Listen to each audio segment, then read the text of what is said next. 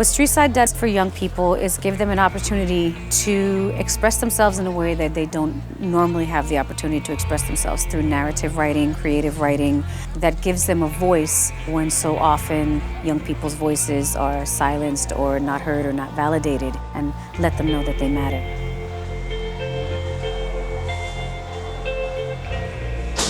Streetside is a Bay Area-based nonprofit that helps young people tell the true stories of their lives through arts, technology, and writing. We're now in our 23rd year, and in my 10 years with the organization, I've seen the organization grow by leaps and bounds. We are now serving 3 times as many young people as we were when I started, and we've gone from one program that served middle schoolers to a whole sequence of programs that serve young people both during the school day and after school, from grades kindergarten all the way through 12th grade. We're here to help every one of the young people that we serve grow up to speak their truth proudly and realize their potential.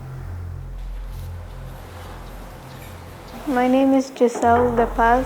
I wrote about how I experienced a change in my life that I never expected to happen, and it was really frightening. What Giselle wrote about in her free write and what developed into her story was about learning that she had juvenile diabetes and what it's like to be a little different, but ultimately how she is moving through it and how she's becoming a stronger young person in the world because of it. When I see new people or even meet new people, they think of me as a normal little city girl like everyone else, but I'm not.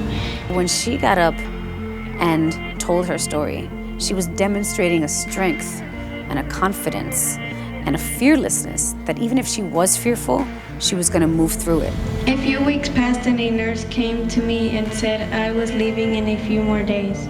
At first it was scary because I didn't know what they were thinking, but then I got over it, and then after, everyone was clapping and I felt proud of myself. Because I have diabetes, I want to be a scientist so I could help others that are diagnosed with any kind of disease that will never go away and help them.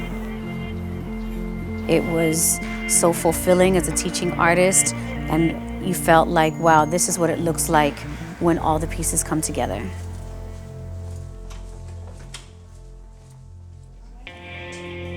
My name is Josue Portillo. When I was in Streetside, I just paid attention and did my work and had fun.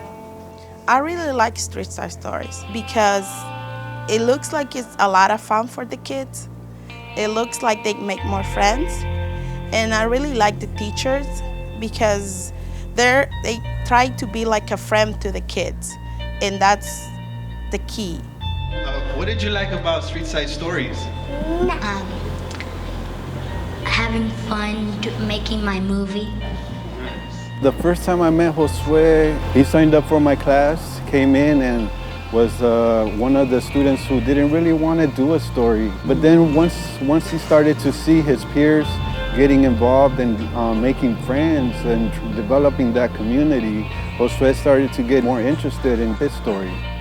My story, it was my dad when he used to smoke. I just let out all of my feelings. When he started to smoke, it was 2 years after I was born. He was 35 when he started to smoke. My mom was devastated. It was, moving to me as well, being able to just hear him talk about this and being able to express that to his dad as well, because I don't think it was something he could have just told his dad personally.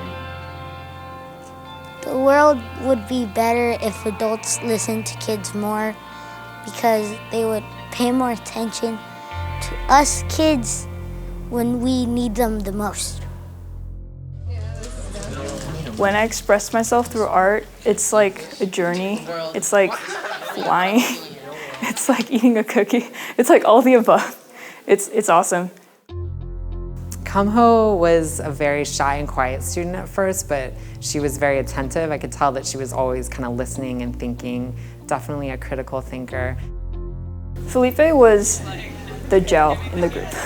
She was very open and also very encouraging to everyone, especially those who are quiet, like me, when I started.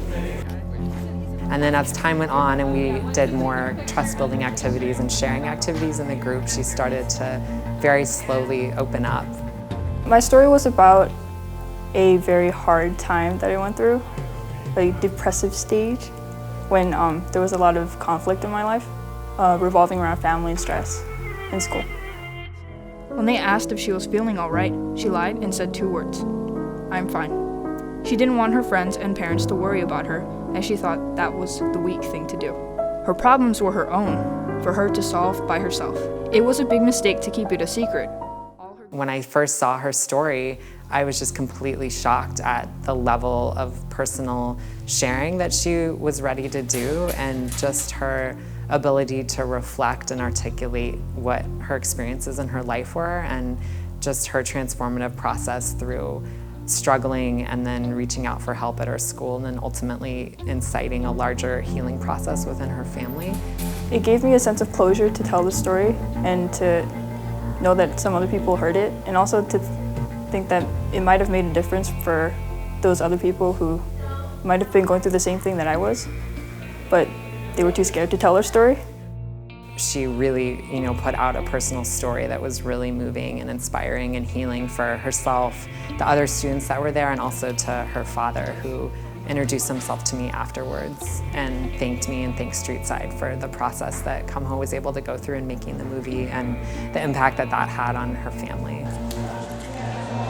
I feel very fortunate to be a teaching artist at Streetside Stories, because when we see them smile, it's really great.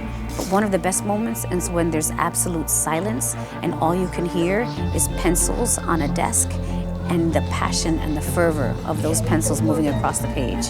That is a great blessing every day.